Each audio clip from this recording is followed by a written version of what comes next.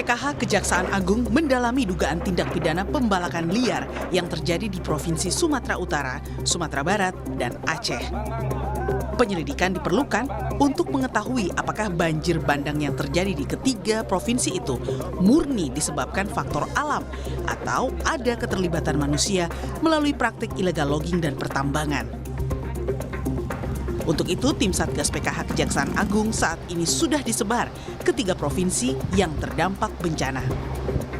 Tim akan menelusuri area perkebunan hingga pertambangan, termasuk menyelidiki batang-batang kayu gelondongan yang terbawa banjir bandang. Tim Satgas PKH juga sudah bergerak mendatangi beberapa lokasi yang diduga adanya perbuatan-perbuatan yang merusak lingkungan hidup sehingga rusaknya ekosistem. Dari mulai kemarin sudah bergerak di 3 wilayah itu, baik itu di wilayah Aceh, di wilayah Sumatera Utara dan Sumatera Barat. Ini khusus terkait dengan kawasan hutan ini yang rusaknya gitu kan. Apa nanti di situnya ada tambang atau nanti sedang didalami.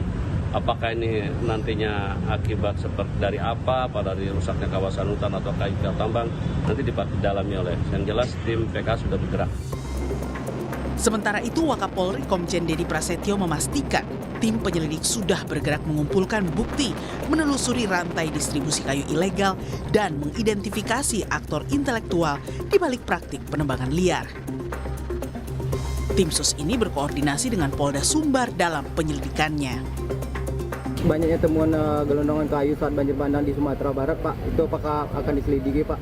Ya, Barreskrim sudah bentuk tim. Ya, sudah bentuk tim. Barreskrim nanti tentunya akan berkolaborasi dengan Polda Sumatera Barat untuk melakukan pendalaman dan penyelidikan terkait kasus. Oke, terima kasih, Pak.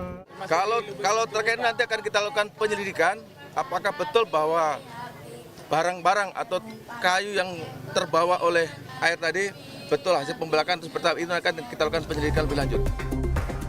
Sepekan lebih pasca bencana, tumpukan kayu gelondongan masih memenuhi kawasan terdampak di sejumlah kabupaten kota di Provinsi Sumatera Barat. Di Kota Padang bahkan, tumpukan kayu gelondongan hanyut hingga ke laut dan memenuhi bibir pantai Parkit di Kelurahan Air Tawar Barat, Kecamatan Padang Utara, Kota Padang. Tim Liputan Kompas TV. Satgas PKH sudah turun ke 3 wilayah bencana mengusut penyebab kerusakan hutan. Lalu siapa di balik kayu-kayu gelondongan yang menghancurkan permukiman warga? Kita bahas bersama mantan Kabar Reskrim Polri, Ito Sumardi. Pak Ito, selamat sore. Selamat sore, Pak. Dan hadir juga juru kampanye hutan Greenpeace Indonesia, Anggi Putra Prayoga. Mas Anggi, selamat sore. Baik, selamat sore.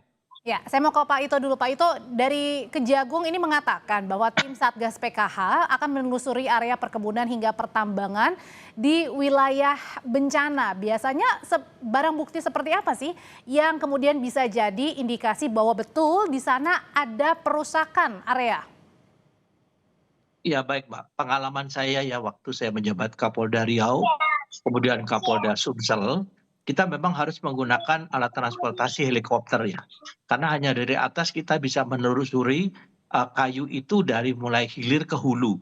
Nah, kemudian penyebabnya yang pernah kami alami itu tentunya bukan hanya dari penebangan ilegal, bahkan dari perusahaan yang ilegal, yang legal pun itu juga bisa menyebabkan kejadian tersebut. Nah, biasanya modusnya itu mereka menempatkan kayu-kayu itu dari hulu ke hilir di sungai sepanjang berapa kilometer supaya kayunya itu kulitnya terlepas, kemudian diikat, ditarik dengan tongkang. Itu pengalaman saya.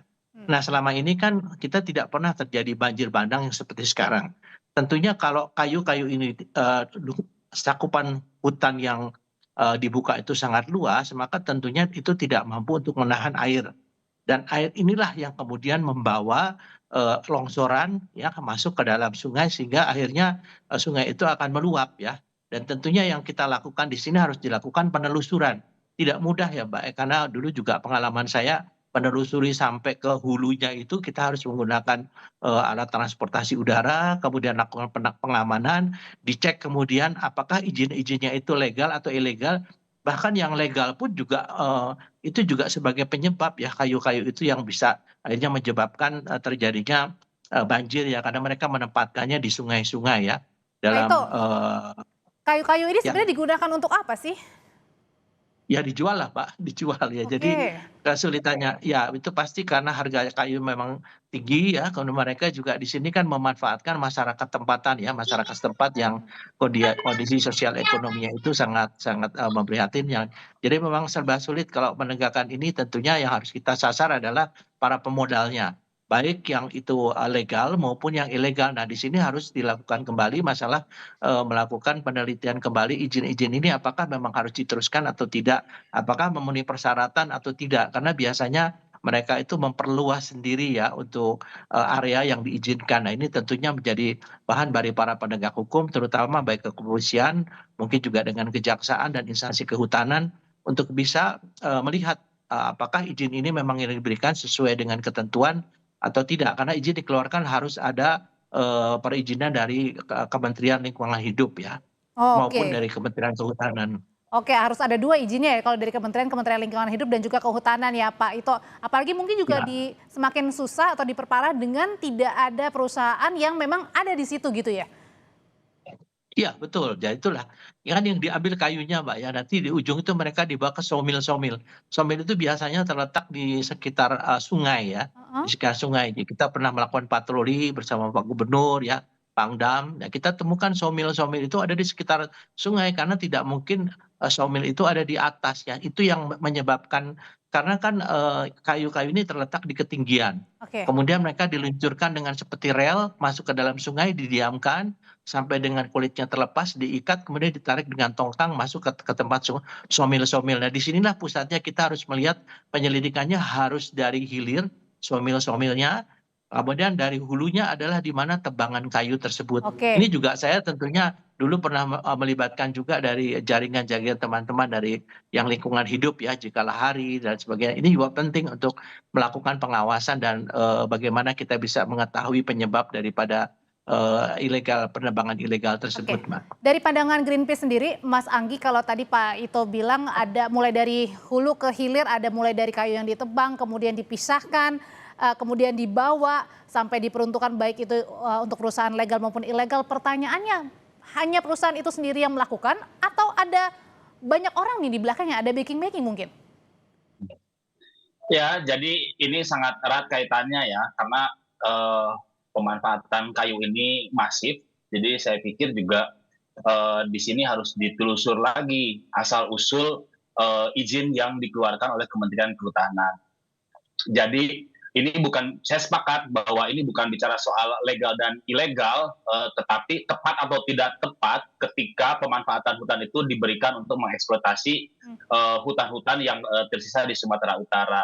Nah, ada banyak hal sebetulnya yang harus dilakukan untuk mengetahui kayu-kayu ini berasal dari mana. Yang pertama memang harus dilakukan audit dan investigasi apa saja yang dikeluarkan oleh Kementerian Kehutanan. Hal ini dalam kaitannya izin kepada siapa di lokasi-lokasi yang memang berada di tengarai begitu ya, di areal-areal hulu das, termasuk juga konsesi-konsesi yang memang sudah diberikan kepada perusahaan-perusahaan, baik itu secara legal ataupun tidak. Jadi saya pikir yang pertama harus dilakukan adalah lakukan investigasi dan audit kepada Kementerian Kehutanan untuk mengetahui semua jenis kayu dan misteri kayu ini berasal dari mana. Oke, pertanyaan berikutnya adalah kalau misalnya tadi kan pasti kejadian seperti ini bukan 1 tahun 2 tahun belakangan ya Pak Ito dan juga Iya. Mas Anggi, begitu pasti ada sebelum-sebelumnya. Nah pertanyaannya, apakah benar jangan-jangan ada orang besar, jangan-jangan ada backing, lalu siapa kemudian yang harus bertanggung jawab nih dari awal sampai sekarang, akhirnya pada saat banjir bandang dan longsor ini kayu-kayu semuanya terbawa. Usai jeda nanti Bapak-Bapak akan menjawab, tetap bersama kami di Kompas Petang.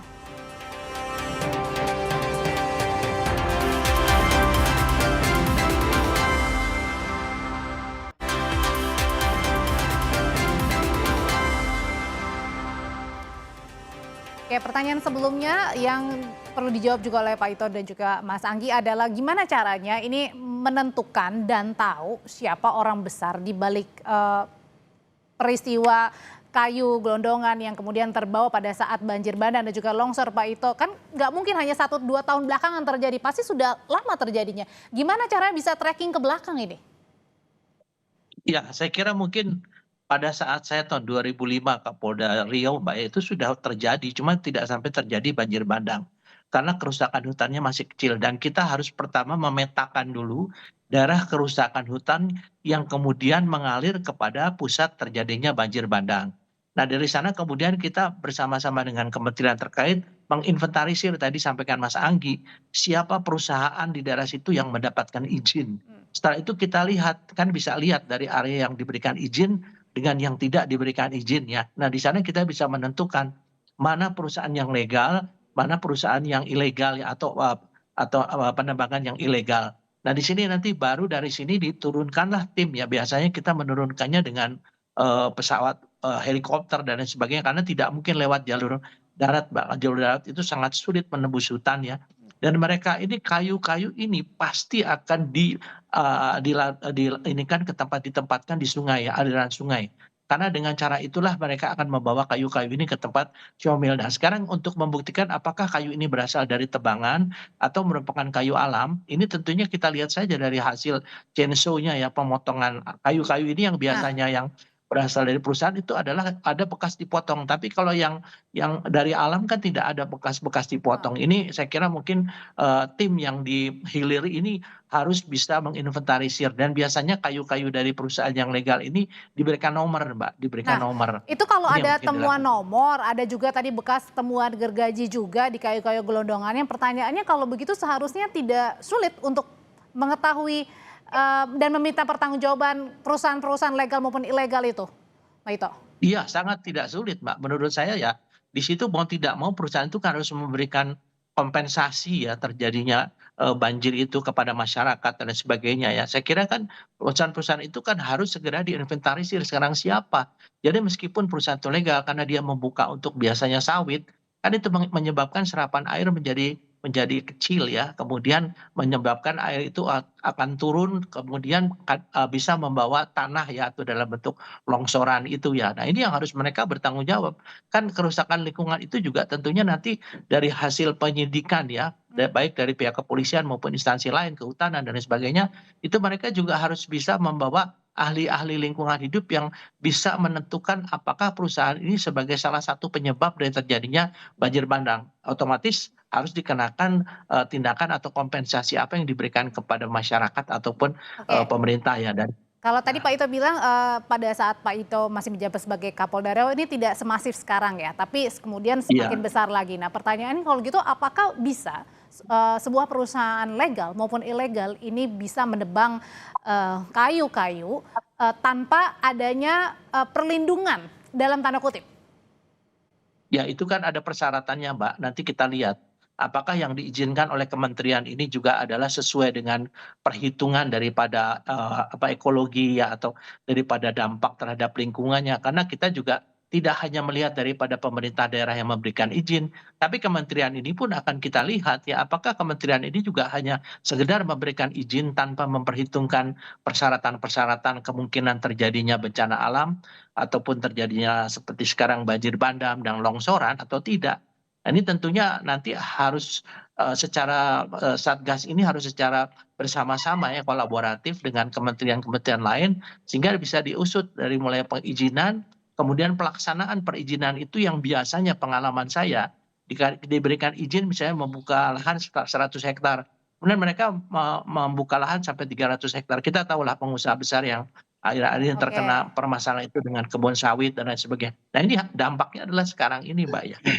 Oke, kalau dari Kejagung sendiri membentuk Satgas Penertiban Hutan, ada juga dari Polri yang membentuk tim investigasi mengusut kayu gelondongan. Pertanyaan berikutnya, Mas Anggi, apakah perlu ini untuk benar-benar mengetahui, mengusut tuntas sampai ke akarnya, perlu menggandeng pihak luar yang kompeten dan independen?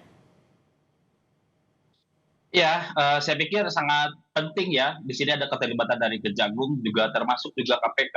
Karena kalau kita telusur lagi, sebetulnya ini tidak akan lepas dari kinerja Kementerian Kehutanan dalam mengeluarkan izin-izin.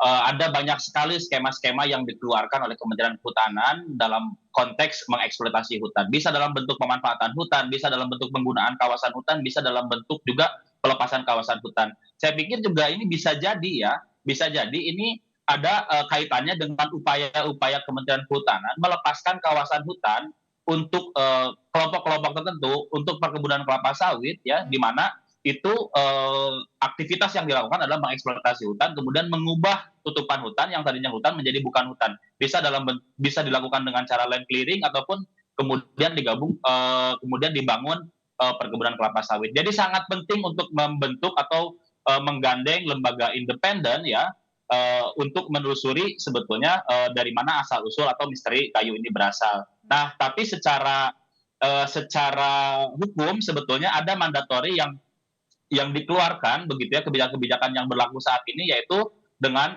barcode. Jadi kalau kita lihat kayu-kayu tidak ada barcode, berarti sebetulnya itu bisa dikatakan kayu ilegal. Karena bagaimanapun kayu-kayu itu di bawah dari otoritas Kementerian Kehutanan. Kementerian Kehutanan seharusnya tahu kayu-kayu ini berasal dari mana dan dengan mudah sebetulnya menelusur kayu itu dari mana. Tapi sayangnya memang kenapa ini menjadi penting lembaga independen untuk terlibat di sini adalah untuk menjaga integritas dari hasil investigasi dan audit penelusuran kayu-kayu gelondongan ini. Artinya kalau tidak melibatkan tim independen, Pak Ito, mungkin saja ini bisa mandek di tengah jalan nih. Pengalaman saya, Pak, ini kan sudah mendapatkan perhatian dari DPR, ya. Kita ingat Ibu Titik Prabowo kan menyampaikan ini betul-betul harus dilakukan secara all out. Jadi betul dikatakan Mas Angga tadi, ya, bahwa kita juga harus mengevaluasi kembali meskipun ada izin yang dikeluarkan kepada perusahaan misalnya kelapa sawit ataupun pertambangan yang legal, tapi kalau ini hasil analisa dampak lingkungan penyebab daripada banjir bandang saat ini, tentunya harus dievaluasi kembali. Apakah itu harus dicabut, harus dikembalikan fungsinya menjadi fungsi hutan melalui program reboisasi dan sebagainya, ya. Saya kira kalau pelibatan tim independen itu juga bagus untuk mengontrol. Nah, di sini tim independen saya kira kan DPR juga memiliki satu kewenangan, ya, untuk melakukan satu pengawasan. Jadi saya kira tidak perlu melibatkan tim independen dari luar, ya, ataupun dari, saya kira mereka kejaksaan, kepolisian, kejaksaan, KPK, kehutanan, mereka profesional. Yang penting ada pengawasan, ada pertanggungjawaban, akuntabilitas apa yang dilakukan oleh mereka kepada pemerintah sehingga kejadian ini tidak terjadi lagi ke depannya. Demikian, Mbak. Sudah kami tangkap pesannya. Terima kasih Pak Ito. Mas Anggi, terima kasih. Selamat sore. Selamat sore, Mbak. Tetap bersama